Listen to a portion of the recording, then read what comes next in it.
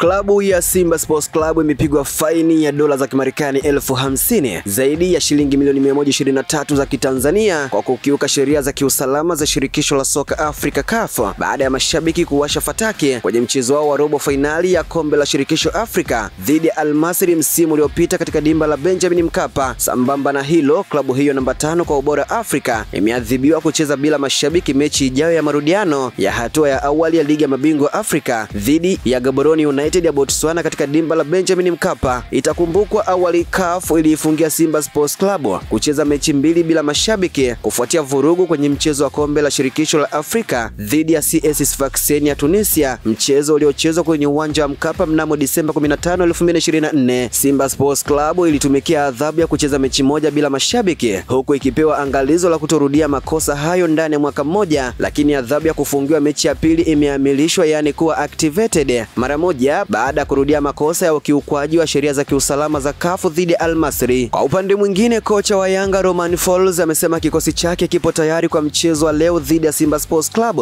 huku akiringia ubora wa mastaa wa timu hiyo. Folz amesema timu hiyo imefanya maandalizi ya kutosha kuelekea mchezo huo huku akikiri kwamba wanakwenda kukutana na timu nzuri yenye wachezaji bora. Kocha huyu ambaye anakwenda kucheza dabi yake ya kwanza tangu atue nchini amesema anaamini falsafa ya soka anayoitumia na ubora wa wachezaji waliopo Yanga vitakwenda kuipa kikosi hicho matokeo ya ushindi.